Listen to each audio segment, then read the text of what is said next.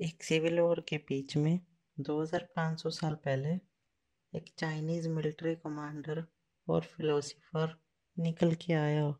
उसका नाम था सन जू और उसने अपने नेशन वू को साथ वाले नेशन चो से डिफेंड किया। उसके बाद एक बुक लिखी गई जिसको कहते थे master Sun's strategy of war, जो बाद में बन गई थी द आर्ट ऑफ वॉर।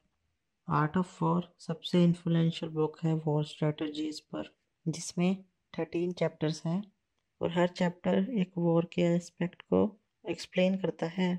इस बुक ने सिर्फ मिलिट्री कमांडर्स और जनरल्स को नहीं, इसका इफेक्ट पॉलिटिक्स, स्पोर्ट्स और बिजनेस वर्ल्ड पे भी बहुत ज़्यादा है।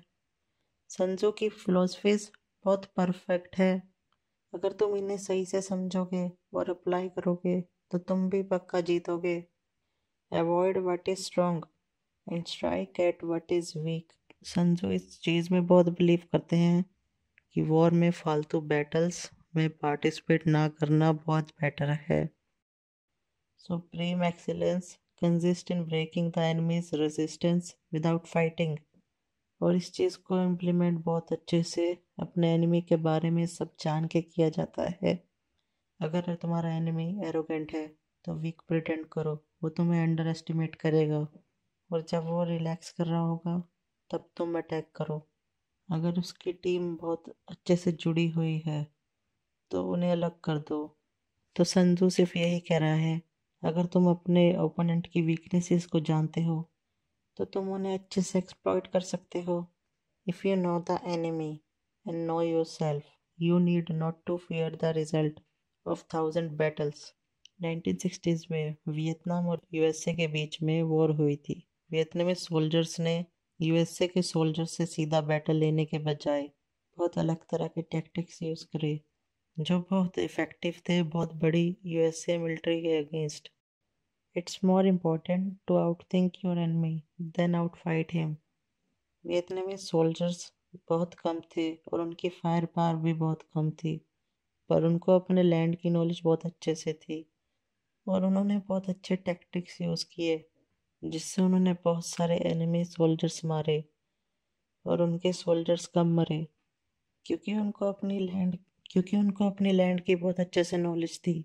तो उन्होंने बहुत सारे कारपेट बॉम्ब्स और बूबी ट्रैप्स का यूज़ किया।